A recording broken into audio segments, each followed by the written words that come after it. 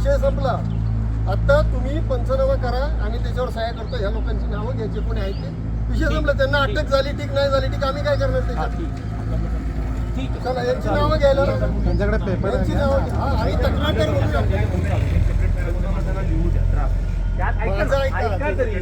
निगडी प्राधिकरणाच्या सेक्टर 26 परिसरात एक जुने आणि मोठे पॅन्टोफोरम झाड बुधवारी सकाळी रस्त्यावर पडले।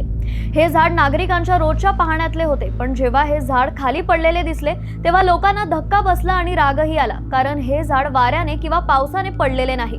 नागरिक म्हणत आहेत की झाडावर करवतीने किंवा हत्याराने कापल्याच्या खुणा दिसत आहेत, म्हणून हे झाड जाणून बुजून पाडले गेले असावे असा संशय व्यक्त केला जात आहे।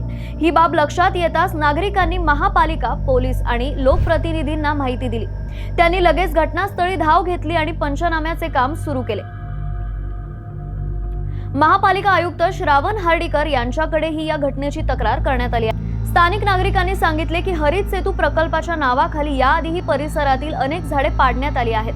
हे झाडही मुळे सैल होऊन पडलेले नाही, तर जाणीवपूर्वक पाडण्यात आले आहे। त्यांचे म्हणणे आहे की प्रकल्पाचे काम करताना झाडाची मुळे कापली गेली, त्यामुळे झाड कमकुवत झाले। नागरिकांनी लेखी तक्रार देऊन सांगितले की हा प्रकल्प बीजी शिर्के कंपनीला देण्यात आला असून त्या कंपनीचे साईट इन्चार्ज अमोल गरड यांनी जेसीबीच्या मदतीने हे 40 वर्षे जुने झाड पाडले।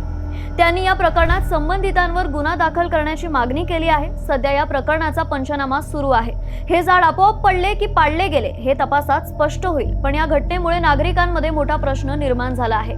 पर्यावरणपूर्वक प्रकल्पासाठी झाडे तोडली जाणे योग्य आहे का?